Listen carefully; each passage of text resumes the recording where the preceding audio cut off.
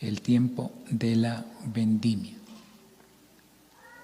El objetivo que nos hemos propuesto, y lo mencionamos con la Junta, reconocer que el Señor, que es el Señor quien al final recogerá el fruto del amor que Él mismo sembró, cuidó e hizo crecer, a fin de dar a cada uno su recompensa.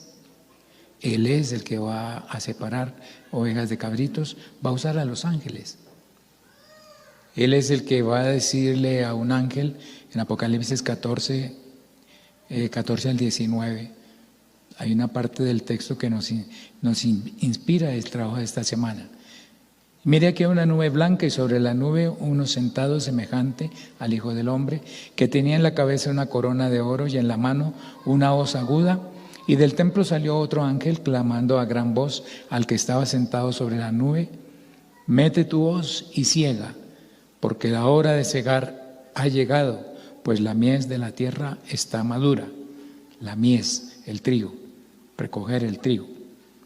El que estaba sentado sobre la nube metió su hoz en la tierra y la tierra fue cegada. Salió otro ángel del templo que está en el cielo teniendo también una hoz aguda. Y salió del altar otro ángel que tenía poder sobre el fuego y llamó a gran voz al que tenía la hoz aguda diciendo, escuchen, mete tu hoz aguda y vendimia los racimos de la tierra, porque sus uvas están maduras. Y el ángel arrojó su hoz en la tierra y vendimió la viña de la tierra. Oiga esto, y echó las uvas en el gran lagar de la ira de Dios. Y fue pisado el lagar fuera de la ciudad, y del lagar salió sangre hasta los frenos de los caballos por 1600 estadios.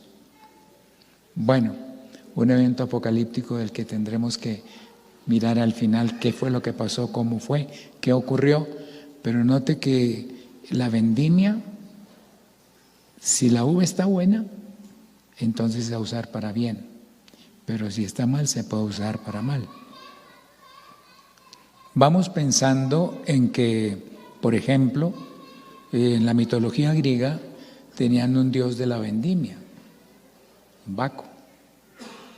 Y las libaciones que le ofrecían a Baco, ¿para qué eran? Para dársela como una ofrenda a cambio de que él concediera las peticiones que le hacían. Entonces la persona levantaba su copa, su vaso lleno de vino, y entonces decía, bueno, yo brindo, yo estoy haciendo esta libación en honor a Baco para que conceda esto o aquello. Brindo por la mujer, mas no por esa. ¿Recuerdan el brindis del bohemio? Bueno, no somos griegos, pero hasta nosotros ha llegado eso de que el brindis. Y es triste que en medio de un matrimonio, ya oramos aquí para que el Señor bendiga a los novios. Dijimos, Señor, lo rogamos en tu nombre. Y luego vamos y levantamos una copa para decir, yo brindo para que tengan comida. Ya pedimos en la oración comida, para que no se enfermen. Ya pedimos que no se enfermen. Entonces, ¿a quién le estamos diciendo ahora que si Jesús no funciona, por favor? Costumbres que tenemos y no somos nosotros. Entonces, ¿por qué se hacían esas fiestas de vendimia? Que Israel también la tenía. También hacían libaciones. Había ofrendas en donde el vino intervenía, pero era para el Dios verdadero. Pero como el diablo es un copión, entonces ¿qué tiene que inventarse? Alguien que diga, ¿usted quiere vivir feliz? Venga, yo lo emborracho. Y váyase a cualquier zona rosa de cualquier ciudad y mire cómo los pies presurosos para correr al mal, que dice el Señor que son abominables. 6 cosas aborrece Jehová y aún 7 abomina su alma. Y dentro de esa lista dice los pies presurosos para correr al mal. Y uno ve pasar muchachitos, muchachitas corriendo para ir a un lugar de pecado, a un lugar en donde no hay nada bueno. ¿Pero por qué? Porque es que se han entusiasmado unos y otros, se han empujado y se nota que todos son inexpertos, pero se van a volver expertos allá. ¿Todo por qué? Impulsados por ese deseo de estar felices, porque están tristes, aburridos. Vamos a desestresarnos, vamos a alegrarnos. Es el vino, pero no el que emborracha, sino el vino que el Señor dijo, no os embriaguéis con vino en lo cual hay disolución, antes, sed llenos del Espíritu Santo. Entonces, por eso tendremos que hablar de la vendimia, Hoy vamos a tratar de mirar algunos elementos que nos permitan para el domingo hacer el ajuste en el terreno espiritual de cómo eso tiene que ver con el desarrollo de la obra del Señor. Porque Él dijo, yo soy la vid, Él es la vid. Dijo, mi Padre es el labrador, es decir, que Él como Dios puso todos los cuidados y la palabra está perfecta para que la vid pueda crecer. Nosotros somos parte de esa vid, y si como pámpano, como brote, como nudo, como sarmiento, como brazo, como codo, como cepa, como hoja, como racimo, como flor, no hago lo que me toca hacer, pues no le estoy cumpliendo al Señor, no estoy siendo dócil a lo que Él quiere hacer, porque no es falta de labrador, el labrador es excelente. Y está diciendo, quita esto de tu vida. Ay, pero ¿por qué? Yo no veo nada de malo. ¿Cierto que no tiene nada de malo? No, olvídese, encogemos los hombros. Así el Señor nos está insistiendo. Entonces la vendimia consiste en la recogida de las uvas en el viñedo, se recogieron, y su transporte hasta la bodega, donde se realizan las labores de despalillado de los racimos, sacar las uvas de los palitos, ¿no? Cuando usted tiene un racimo de uvas y quiere desprender una uvita, a veces uno ve a las personas hasta haciendo fuerza para arrancar. Resulta que no, lo más fácil es tomar el pedúnculo de la frutica y darle vueltas a la uva. Cuando le da vueltas ella solita se desprende, pero si usted arranca y le arranca el palito desde arriba y se la echa a la boca, después está sacando un palito, ¿no? ¿Quiénes de ustedes han coleccionado las pepitas de la uva? Las han guardado. ¿Y quiénes las botan? ¿Quién prefiere que las uvas no traigan pepita? Bueno, ahí han manipulado, han hecho arreglos para que salgan sin pepita. Pero aquí se trata de llevarle el racimo despalillado, ¿no? Se seleccionan las mejores uvas de la cosecha y se realiza el estrujado, es decir, se llevan al lagar. Luego viene la fermentación y el posterior prensado para la extracción del vino. Se trata de un proceso que se puede prolongar entre 30 y 40 días. ¿Cuánto puede durar una vendimia en una viña? Como mes y medio casi, ¿no? Más o menos. Generalmente las vides producen aproximadamente 2,25 kilogramos por cosecha. Cada matica da más o menos 2,25 kilogramos, casi 2,5. Según la metodología, bueno, que cómo se recogen las uvas, hay varios tipos de vendimia. Vamos a leerlo aquí para que lo podamos guardar en nuestro recuerdo. De la vendimia decíamos, es la recogida de las uvas en el viñedo. ¿Las recogemos y las dejamos ahí? No, hay que transportarlas hasta la bodega, hay que llevarlas. No es recogerlas ya las corté, aquí está el montón. No, hay que llevarla. No, yo ya vendimié, todavía no las ha llevado. ¿Qué tiene que hacer allá? Las labores del despalillado de los racimos, sacar las uvitas. Si usted va a usar sus pies para pisar las uvas en el lagar, usted es el lagarero, y tienen los palitos, donde un palito de esos le quede de punta, no es lo mismo que si tiene solamente la cascarita y la pulpa, el jugo, que es lo que usted tiene que macerar. Luego viene la selección de las mejores uvas de la cosecha. ¿Para qué las mejores? Dicen los expertos que para hacer el vino o para hacer pasas, y hay veces que las uvas de hacer pasas las usan para el vino y viceversa, pero son dos cosas diferentes, ¿no? Claro, hay uvas que se pueden comer de una vez y las usan también para tomarlas así. Después de la selección de las uvas viene el estrujado en el lagar, sacarle el jugo, y ese jugo que se va sacando ahí, el mosto, pues se puede usar para beber fresco, jugo de uva. Pues no es licuadora, en esa época no había licuadoras, Entonces tenían que macerarlo con los pies. Y era para facilitar el trabajo y que quedara mejor. Entonces se inventaron canciones, ¿sí?, así como hacen los hermanos en el Chocó, que tienen que trabajar en el mazamorreo, en los ríos que tienen aluvión, y están meciendo el sedazo para ver si sale una pepita de oro. Y entonces pues van componiendo coros que tienen ritmo de mazamorreo, ¿sí? Y después los oímos y nosotros los cantamos. No sabemos por qué ese ritmo le pusieron ellos, pero es muy apropiado para el trabajo, ¿no? Entonces, realizar el estrujado, y tenían danzas, se volvió casi una danza el trabajo de llevar las uvas al lagar. Luego viene la fermentación, el prensado para extraer el vino. Ya se fermentó el mosto, el lúpulo flotó, quedó ahí el vino, es decir, el mismo jugo que había, pero ahora más o menos en 4 a 15 días tiene alcohol, ya es vino. Y entonces hay que prensarlo y exprimirlo, filtrarlo para poder sacar el vino. La duración de la vendimia entonces era ¿entre cuánto? 30 a 40 días. La producción de la vid, 2,25 kilogramos por cosecha. Este dato me pareció tan interesante, hermanos, que la cosecha, una vid es de las plantas más longevas, dura más años. Puede durar 50 a 100 años produciendo uvas, pero no con una sola labrada de un año. Cada año hay que hacer el trabajo, cortar los sarmientos, sacar bueno, ese es el tema del próximo mes, ¿no?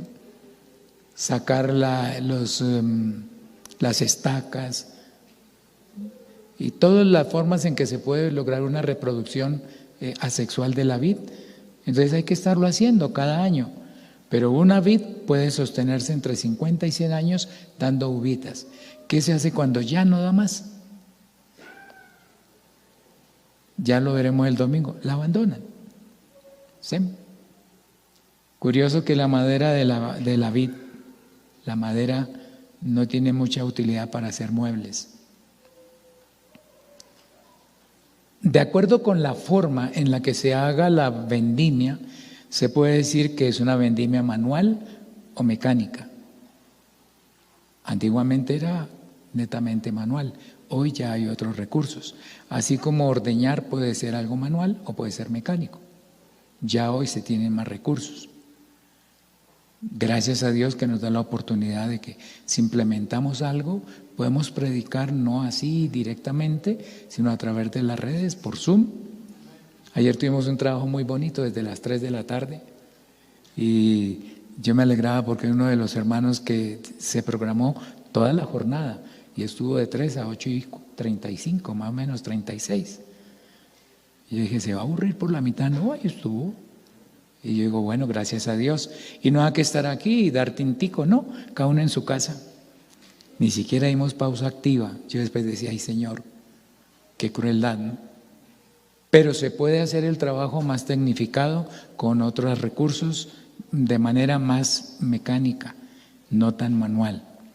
De acuerdo con el momento en el que se trabaja en la vendimia, entonces dicen los expertos que se puede hablar de una vendimia escalada, tardía o nocturna.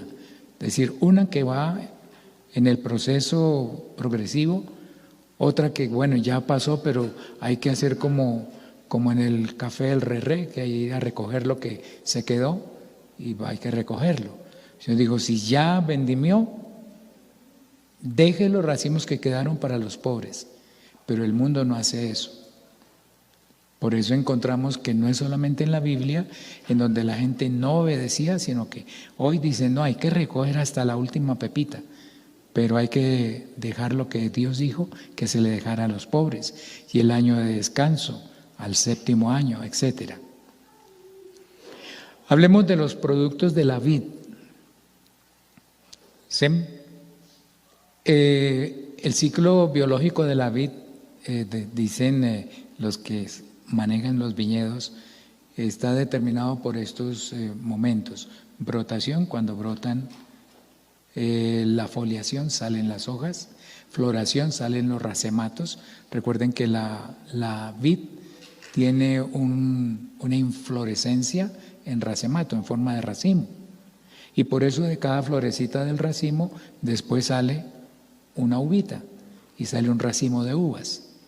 Por eso cuando el pámpano, que está verde todavía, no se ha vuelto leñoso, sino que todavía está verde, lo miran y si no tiene flores, ¿qué hay que hacer? Córtelo, porque no va a dar uvas si no tiene flores. Hermano, hay que florecerlo. Que Dios nos ayude a florecer. Entonces viene después de que las flores están ahí, la fecundación. El embero, es decir, el desarrollo, la maduración, ya no es que tiene uvitas, sino que están maduras. La vendimia y la parada. Ya terminamos de vendimiar, ahora ¿qué hay que hacer? Padre, quite todas las hojas, saque los sarmientos que hay que quitar para sembrar o para dejar el campo y que sigan creciendo como tiene que ser. Y les dan distancia. Bueno, es un proceso interesante y por eso hay que decir pare y esperar a que vuelva a salir todo el proceso. Los brotes, la foliación, la floración, la fecundación, la fructificación, el embero, la maduración, la vendimia y pare. Y otra vez 50 o 100 años. Es decir que algunos de nosotros pudieran tener una viña en su casa que la sembró el abuelo y el niño está disfrutando los racimos hoy. El nieto alcanza casi que a bisnietos con 100 años de edad, ¿no? Productos de la vid, cosas que podemos nosotros identificar. Las uvas para el consumo inmediato. Sí, nosotros las hemos comido, ¿cierto? Las pasas para preservar los nutrientes. No podemos guardar las uvas desde cuando se recogieron para los meses donde no hay uvas, no hay cosecha, no hay vendimia. Entonces, ¿qué hay que hacer con esas uvas? Hacer un proceso para que se deshidraten, pero que estén ahí conservadas. Después vuelven y se rehidratan o se usan en tortas o se usan mezcladas con cereales para poder tener el nutriente de la uva, pero ya no fresco, sino hecho pasa. ¿Han comido uvas pasas? Bueno, hoy la técnica lleva naranja pasa, ciruela pasa, de todo, la uva también. La otra parte es el mosto, el zumo del lagar. Es decir, que el mosto, cuando se pisó y se tiene ese líquido que salió de ahí, entonces tenemos por un lado el mosto que está en el lagar y por otro lado, después de 4 a 15 días, el vino ya está fermentado, tiene alcoholes y entonces lo que se hace es exprimirlo, filtrarlo para que el vino salga sin impurezas y todo lo que sobró, ¿qué se hace con eso? Normalmente, ¿qué hace cuando prepara un jugo de uva en la casa y le queda lo que sobró en la...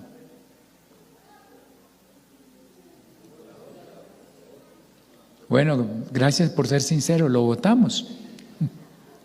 Sí, pero resulta que no debe ser así. Ese vino que se tuvo ahí en 4 a 15 días, si se somete a una segunda fermentación, ¿sí?, entonces pasa de alcohol y se transforma en vinagre, en ácido. Entonces se puede hacer vinagre de uva, pero no es vino, es vinagre, es un ácido. ¿Y cómo se logra? Pues fermentando nuevamente el vino. El pellejo, el sobrante del vino, ¿sí?, que va en relación de 2 a 1. Vuelvo a decir, son los expertos, yo no tengo industria vinícola, pero dicen que por 2 botellas de vino sobra una de pellejo. ¿Qué se hace con esos pellejos? Pues bótelos, hermano. No, ese pellejo es útil, ¿no? ¿Ya? Hay algo interesante y creo que ustedes lo saben.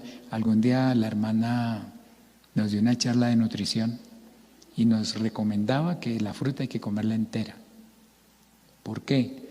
porque la fructuosa, que son azúcares propios de la fruta, si nosotros lo licuamos, ellos pasan esa fructuosa, que es azúcar, pasa directamente y la asimilamos y nos vamos a engordar. Se va a volver reserva de carbohidratos y nos vamos a poner con sobrepeso. En cambio, si se come la fruta entera, entonces la fibra no permite que el azúcar pase tan directamente y además ayuda para que se pueda desechar todo lo que hay que desechar de la digestión. Entonces, que es preferible. Pero ¿por qué tenían que sacar vino? ¿Y por qué el Señor habló del vino? Recuerdan que hablamos que Melquisedec le llevó a Abraham ¿qué? Pan y vino. ¿Por qué tiene que hablarse de vino? ¿Por qué nosotros no usamos el vino? Bueno, es nuestra cultura y no queremos enredarnos en las cosas que los hombres hacen en exceso. Entonces el pellejo, el sobrante del vino en relación de 2:1.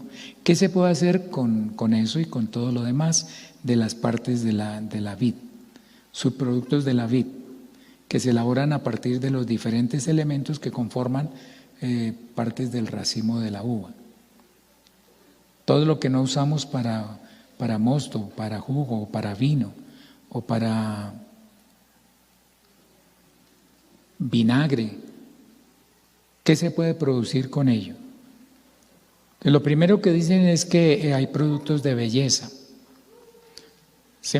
Productos de belleza, mascarillas con base en la uva, porque la pepita, por ejemplo, es una mina de antioxidante, así que es perfecta para la elaboración de productos de belleza y cuidado de la piel, como cremas, geles, champús, etcétera, filtros solares.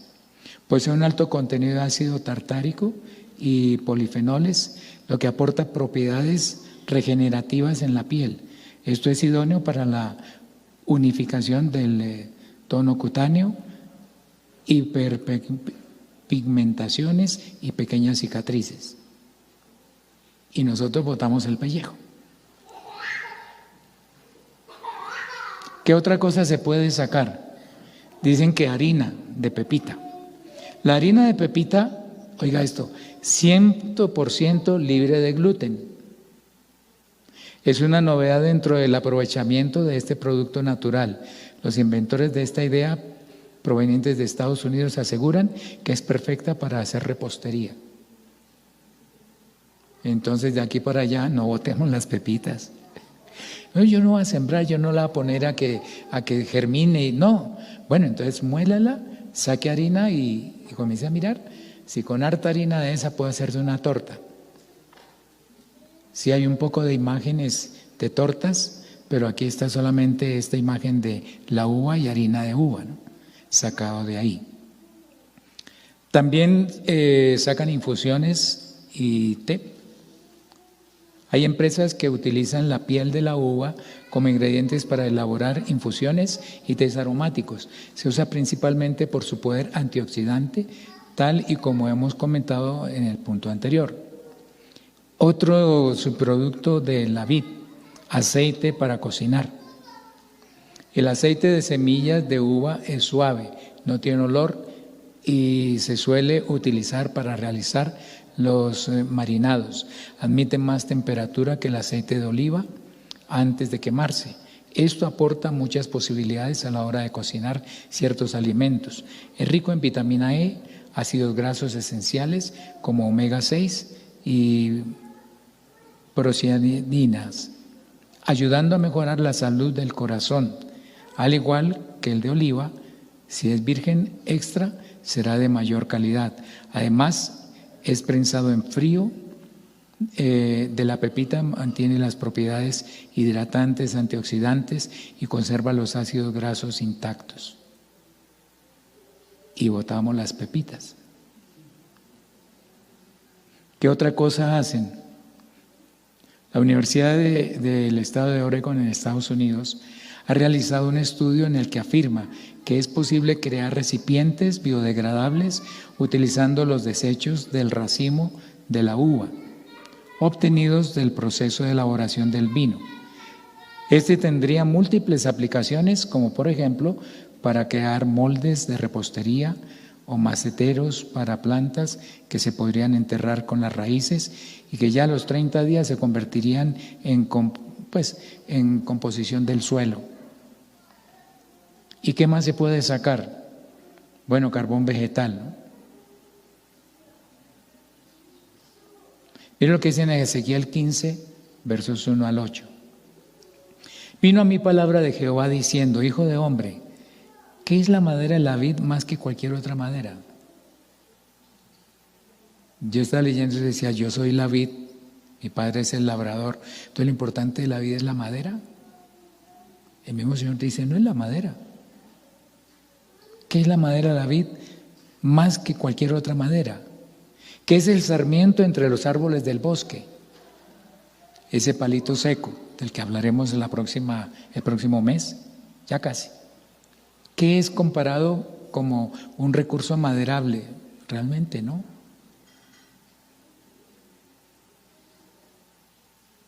¿Tomarán de ella madera para hacer alguna obra? ¿Tomarán de ella una estaca para colgar en ella alguna cosa? El Señor está diciendo: no lo van a hacer. Y aquí es puesto en el fuego para ser consumida. La madera es puesta en el fuego para ser consumida. Sus dos extremos consumidos consumió el fuego, y la parte de en medio se quemó. ¿Servirá para obra alguna? Si se quemó un extremo, se quemó el otro, se consumió. La parte del medio que dice que se quemó es una combustión incompleta. Y cuando se toma cualquier madera y se hace una combustión incompleta, lo que se saca de ahí es carbón vegetal. Entonces la cepa y los brazos de la vid, la madera, ¿para qué sirve? De esa no se va a poder hacer un mueble. Es decir, no es una madera apetecible para obras de mobiliarios, de construcciones, como el cedro, como el roble, como el eucalipto. No, esta no es por la madera. Entonces, ¿qué es lo más importante de la vid? Las hojas, el fruto. La hoja la usan para envolver algunos alimentos que cocinan los países del Medio Oriente. Entonces se envuelven unos rollitos de carne en hoja de vid, de uva. Y lo sirven y créame que queda rico. Pero uno no va a la plaza a buscar hojas de vid.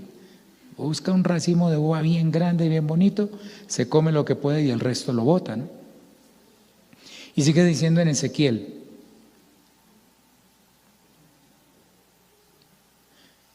que se quemó y que el medio se quemó. Los extremos fueron consumidos por el fuego y el medio se quemó. ¿Servirá para alguna obra? Es decir, para pata de mueble o algo. Si no sirvió cuando estaba sin quemar, menos ahora. Y aquí cuando estaba entera no servía para obra alguna. Y lo está diciendo desde el Señor, ¿no? Cuanto menos después de que el fuego la hubiere consumido y fuere quemada. ¿Servirá más para obra alguna? Por tanto, así ha dicho Jehová el Señor. ¿Por qué nos habla eso de la vid, de la madera? Como la madera de la vid entre los árboles del bosque, la cual di al fuego para que la consumiese, así haré a los moradores de Jerusalén. Y pondré mi rostro contra ellos. Aunque del fuego se escaparon, fuego los consumirá, y sabréis que yo soy Jehová cuando pusiese mi rostro contra ellos. Y convertiré la tierra en asolamiento por cuanto cometieron prevaricación, dice Jehová el Señor. Total que, hermanos, cuando estamos mirando nosotros todo lo que se puede aprovechar del racimo, hasta el palito del racimo para los biodegradables. ¿Para qué sirve la cascarita, el pellejo? Mascarillas. ¿Y la fruta, la pulpa? Para vino, mosto, vinagre. ¿Y la pepa? Harina, aceite. Pero la madera, esa es para que se queme. Pero bueno, como carbón sirve, como leña, ¿no?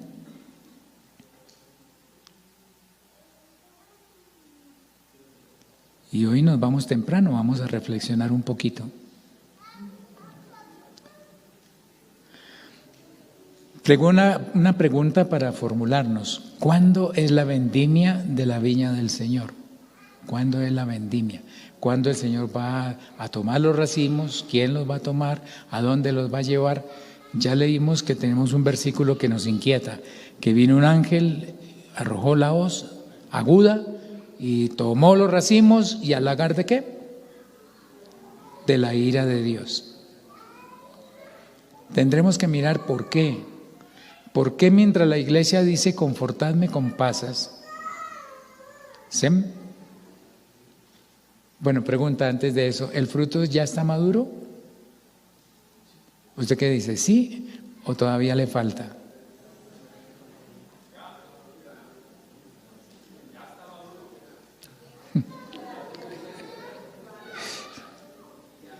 ¿Cuál? ¿El de este año o el del próximo año? Porque acuérdense que es una cosecha por año. ¿Cuánto tiempo? De 50 a 100 años. Hermano, podemos trabajarle al Señor aunque estemos viejitos, ¿no? Gracias a Dios. ¿Ya está maduro? Creo que siempre nos sentiremos que nos falta un pilinche, ¿no? Es mejor arrancar el fruto en madurez de transporte, como hacen con el café. Está maduro para transporte, está seco para transporte. Y no que lo secaron del todo, maduraron del todo, porque en el transporte se daña. ¿Ha visto usted que en los supermercados el aguacate llega duro? Pero a los 3 días usted ya va y dice, ahora sí hay aguacates para hoy. ¿Tiene para hoy? No, acabaron de llegar. Pero los envuelven, los dejan ahí, que termine de madurar.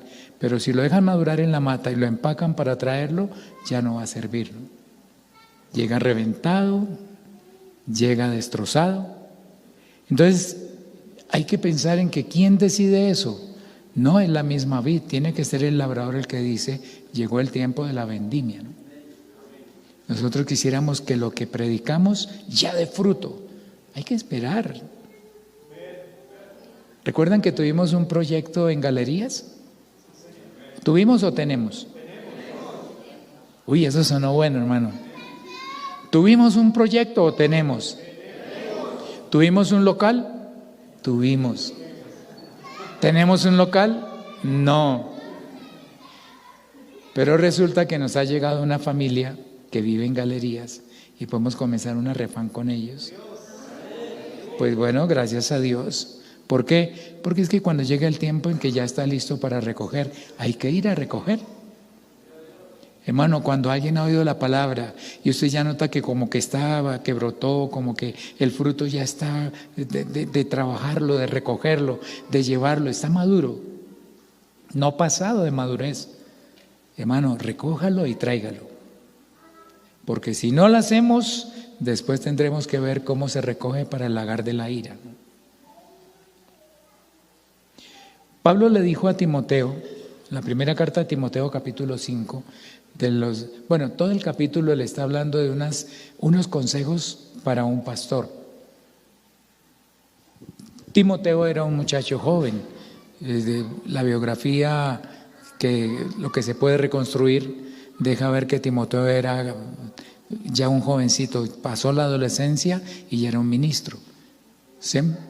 Pablo le insiste de lo que aprendiste con tu abuela Loida y con tu madre Eunice, y estoy seguro que esa fe está en ti también. Pero ¿cómo se hace con una persona joven que tiene mucho potencial de servicio para ayudarlo a que sirva bien? Hay que instruirlo. Y ese capítulo 5 es una instrucción para un ministro. Recuerden que Timoteo, Tito y Filemón son las cartas paulinas ministeriales para los pastores, los servidores. Entonces en esa carta le da un poco de consejos y a partir del verso 20 dice, a los que persisten en pecar, repréndelos delante de todos para que los demás también teman. Pero ¿por qué es tan duro ese pastor? Predicó sin tapujos, tomó la vara y me dio duro. Es que me la tiene velada. No es que toca reprender en público para que los demás también teman. Y no es que tenga que decir, usted Jorge Cristancho hizo. No, pero hay hermanos que han hecho y que Jorge Cristancho diga, ay Señor, eso es conmigo. pero gracias a Dios no me puso en evidencia. No es para que diga, entonces debe ser con el vecino, ese era un homónimo. No, yo tengo que no hacerle quites a la palabra porque parece piedra. Uy, me está echando piedra. Yo sé que hay predicadores que echan piedra. Cuando usted me note así, hermano, después del culto, me llama, hermano Jorge, venga. No haga eso. Pero Pablo le está dando consejos y le dice que a los que persisten en pecar, no a los que pecaron, a los que persisten, otra vez, y hermano, otra vez. Recuerdan, les contaba el testimonio del hermano que vino a decirle al hermano Zúñiga, hermano Domingo Zúñiga. Para los que no han leído la historia de la iglesia, fue presidente de la Junta Nacional, un pastor veterano, un hombre que renunció a su carrera profesional porque Dios lo llamó al ministerio en esa época del comienzo de la iglesia. Y era un pastor de mucho respeto, un hombre con mucha sabiduría. Entonces viene un hermano Zúñiga, ore por mí que estoy lleno de telarañas. Es que no puedo caminar bien, estoy amarrado, tengo muchas telarañas. Y el anciano oró. Señor, quita la telaraña de ese hombre. Y bueno, se fue contento, como a los 15 días, o un poquito más. Hermano, vengo para que ore por mí, que me quite el Señor las telarañas, porque tengo muchas telarañas. Le dijo, yo no voy a pedir que le quite la telaraña. Y ahora para que el Señor le mate la araña. Ha pasado como una anécdota que recordamos los pastores y los cristianos de esa época como una muestra de sabiduría, ¿no? Porque si no hay araña, no hay telarañas. Entonces, ¿qué es mejor? Señor, ayúdame a librar de este pecado o quitar la concupiscencia. Hay que sacar la concupiscencia, que esa es la que da luz al pecado. Pero nosotros queremos, Señor, no me quites la concupiscencia. Yo te prometo que no voy a caer. No se me va a ocurrir ningún pecado, Señor. Entonces Pablo le dice a Timoteo, como hay gente así, a los que persisten en pecar, repréndelos delante de todos, para que los demás también teman. Te encarezco delante de Dios y del Señor Jesucristo y de sus ángeles escogidos, que guardes estas cosas sin prejuicios, no haciendo nada con parcialidad, a unos sí y a otros no. No impongas las manos con ligereza. No impongas con ligereza las manos a ninguno, ni participes de pecados ajenos. Consérvate puro. Consejos para un ministro, ¿cierto? Luego le dice Pablo, ya no bebas agua, sino usa un poco de vino por causa de tu estómago y de tus frecuentes enfermedades. Hermano, entonces Timoteo mantenía enfermito y parece que sí, que con cualquier cosa el estómago se le descuadró. Porque más de una vez tuvo que predicar, ay Señor, arrepentidos porque el reino de los cielos, ay Señor. Y no sé si alguna vez tuvo que demorarse, salir corriendo, ¿qué pasó? Pero Pablo le dice, no tomes más agua por causa de tu estómago. No bebas agua, sino usa un poco de vino por causa de tu estómago y de tus frecuentes enfermedades. Note que este consejo, que es como tan de humano a humano, está dentro de un contexto de consejos ministeriales. De pronto yo no tengo problema con el agua como Timoteo, porque tengo un acueducto muy bueno aquí en Bogotá.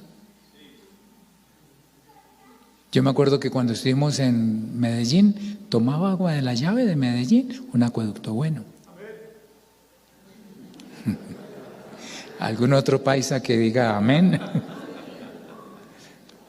El agua de Bucaramanga, buena. Buena. El agua de Valledupar, puro Guatapurí, viene de la Sierra Nevada, pasa hasta heladita, fría. Pero cuando estuvimos en Santa Marta tocaba siempre botellón. ¿Por qué? Porque era agua de barreno, era agua sacada de pozo, y cuando uno va en la flota con esa sed tan terrible, para la flota en cualquier parte y le venden chicha, piña, chicha, limonada, chicha, no sé qué. ¿Sem? Es un jugo larguito como la limonada que venden en Bucaramanga, que hay limonada de mango, limonada. ¿De qué es la limonada, hermano? De piña.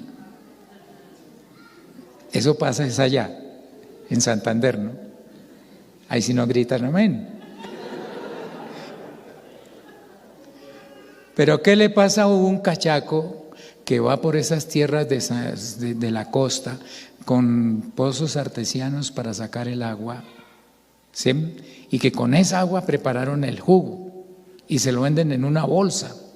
Ahí se la cansan en el bus y con esa sed y se ve heladita, ven, dame una. Y después, ay. Tuvimos un problema viniendo de un congreso de educación cristiana en un bus. Varios hermanos se nos enfermaron. Íbamos de Barranquilla a Bucaramanga. Y cuando llegamos a Bucaramanga iban muy enfermos. ¿Qué fue lo que pasó? Es que tomaron chicha de esa, es decir, jugo de ese.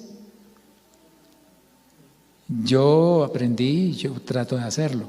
Es verdad que la Coca-Cola no es buena, ni la manzana, ni nada de eso.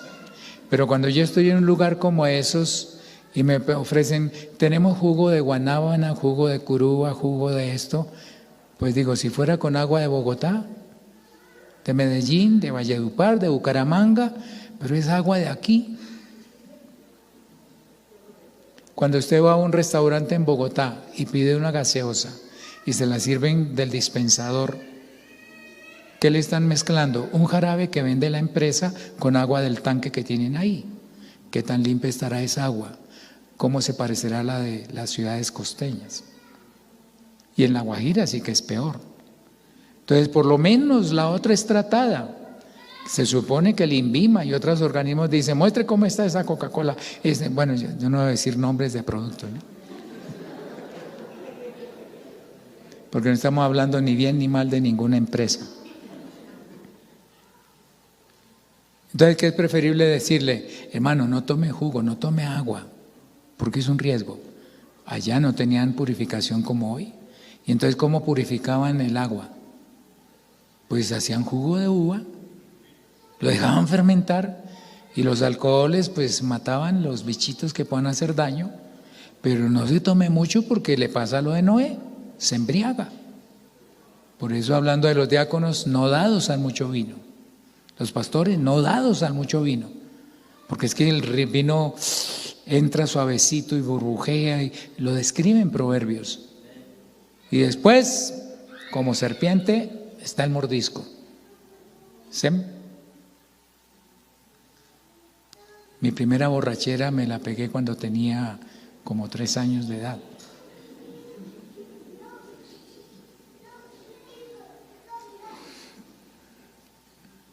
Si yo me hubiera emborrachado con frecuencia después de grande me daría mucha vergüenza, pero fue un asunto de niños, ¿no? Mi padre compraba una garrafa de Moscato Pasito, un vino, para el diciembre, para los niños. A los adultos compraban brandy, whisky, otras cosas. A los niños no nos dejaban tomar de eso, vinito. Y como era rico, suavecito y esto, no sé a quién se le ocurrió, si a mí o a mi hermana Esther o a Linita, pero los 3 nos metimos debajo de un escritorio, tapados por un mantel, con la garrafa de vino, sorbo el uno, sorbo el otro, sorbo el otro.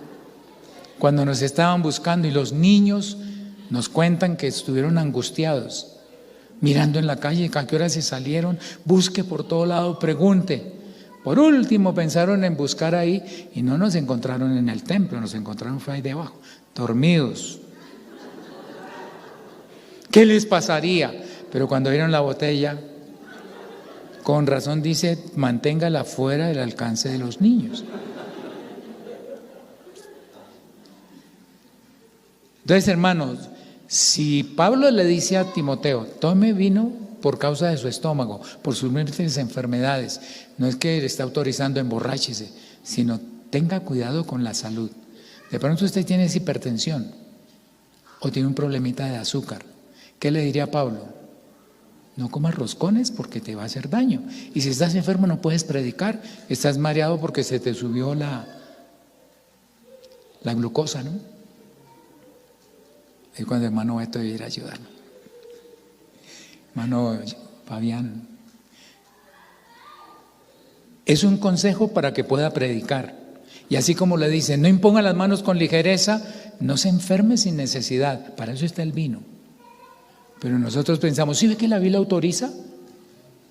Y mire que echaron suertes y la suerte cayó sobre Matías y fue contado con los 11. Yo puedo apostarle al chance.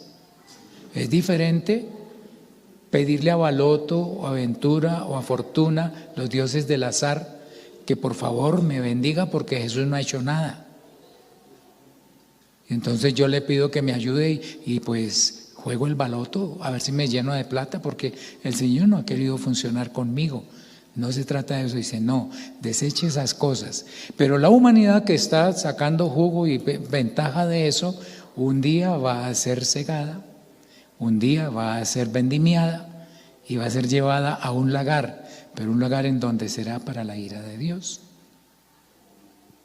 No como ahora que el Señor quiere que tengamos bendición por la obra de su Espíritu en nosotros. Y termina diciéndole Pablo, los pecados de algunos hombres se hacen patentes antes que ellos vengan a juicio, mas a otros se les descubren después. Asimismo se hacen manifiestas las buenas obras y las que son de otra manera. No pueden permanecer ocultas. Las obras que son de otra manera, que no son buenas, no pueden permanecer ocultas. Tenemos que no bebas agua. Nosotros cantamos el gozo de Jehová mi fortaleza es. ¿Recuerdan ese coro? El gozo de Jehová mi fortaleza es. Y lo decimos, ¿sí? Pero ¿qué es lo que quiere decir que el gozo de Jehová es mi fortaleza?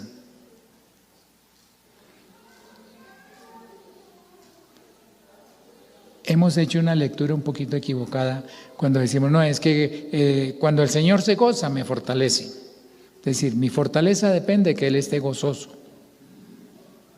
Y es al contrario. Cuando yo estoy fortalecido, Él se goza. Cambia, ¿cierto? Cuando usted está en medio de una prueba, de una tentación y sale victorioso, el Señor dice, ¿vio? Consideraste a mi siervo Job, que no hay otro como ese, y está gozoso porque mire, pusiste que te lo soltara y ahí te lo eché y vea, ganó. Pero piel por piel, bueno, tóquele el cuerpo, pero guárdele la vida. Y el Señor se gozó con la entereza de Job.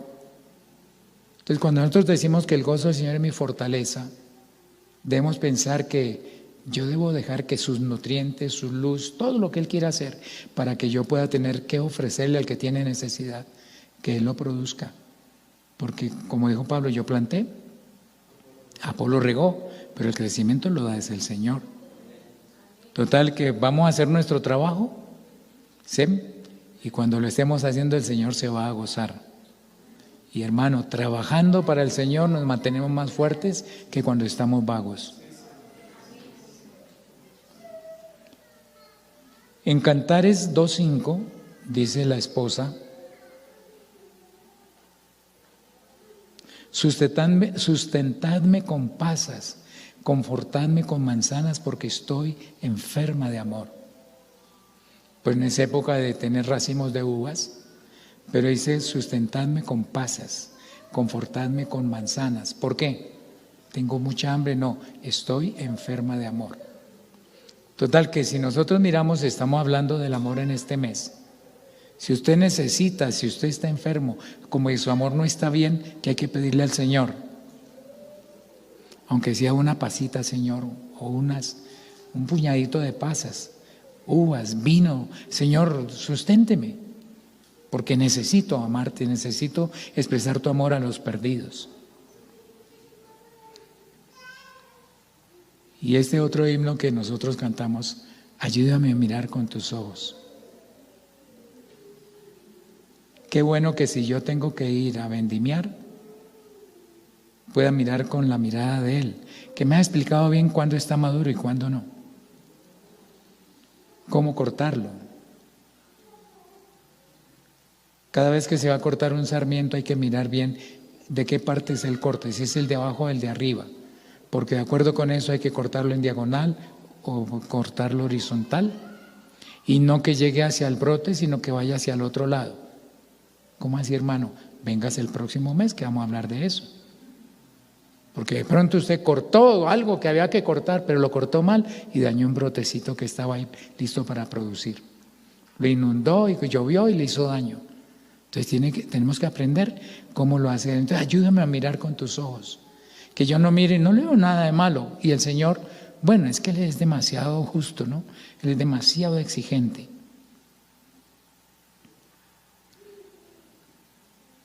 En Oseas capítulo 3, verso 1, me dijo otra vez Jehová, ve, ama a una mujer amada de su compañero, aunque adúltera, como el amor de Jehová para con los hijos de Israel, los cuales miran a dioses ajenos y aman tortas de pasas. ¿Por qué habla de tortas de pasas en ese contexto? A Oseas, algunos dicen, eso fue un sueño, dicen, no, fue algo como una parábola, Oseas no tuvo que hacerlo. La Biblia dice que me dijo, ve y ama a esa mujer amada de su compañero. No era que lo mandara a buscar una mujer de vida licenciosa, sino que su esposa, a la que él amaba, se había convertido en infiel y había buscado esa vida y estaba por allá. Y el Señor que le dijo, bueno, ya que se fue, búscate otra. Dijo, no, ve, búscala y ámala. Y tuvo que ir, le pagó para que se guardara de cualquier otro hombre y dice, yo voy a hacer lo mismo. Y la tomó como si fuera a su servicio, pero era su propia esposa que se le había descarriado. Y Dios usa esa comparación para decir, como el amor de Jehová para con los hijos de Israel, los cuales miraron a dioses ajenos y amaron tortas de pasas. Hermano, por ahí hay quienes hacen tortas para llamarnos la atención y fabrican cosas empaquetadas en leyes, empaquetadas en modas, empaquetadas de manera que dice, pero es que eso es rico, que no tiene nada de malo y me nutre, me alimenta. Pero hay que mirar muy bien de dónde viene. ¿Viene del Señor o es de dioses ajenos? Si es de dioses ajenos, yo no voy a pedirle al Señor que venga y me busque como alguien que se pervirtió y se fue de su lado. Pero Él está amando a Israel. Vino a rescatarlos y no los recibieron. Y entonces abrió la puerta y nos llamó a nosotros. ¿Qué va a pasar si nosotros no lo dejamos obrar? Si cerramos nuestro corazón y no le permitimos que haga con nosotros aquello para lo cual Israel no le quiso trabajar. Si no tuvo miramiento con las hojas naturales y las partió, las abrió para poder injertar de un olivo silvestre, ¿qué hará con las ramas injertadas si no funcionan? No fue que arrancó ramas y las botó y ahí puso, no, es abrir para poder injertar. Y la iglesia quedó ahí metidita. Nosotros no éramos descendientes de Abraham, pero hoy en Cristo estamos completos. Tenemos que trabajarle a Él y vivir para Él, servirle a Él, y cuando nos diga, es hora de recoger ese racimito, esa persona está para bautizarse, gástele tiempo. Señor, pero estoy ocupado, estoy enfermito. Pues no se enferme. No tome agua, no coma eso, manténgase bien, cuídese. Dios los bendiga, hermanos. Que el Señor nos ayude para que podamos prepararnos para servir. Y cuando llegue el momento de la vendimia, ir a recoger ese amor para poder confortar a los que están enfermos de amor, a la iglesia que está así. Que el Señor nos ayude y nos guíe en todo.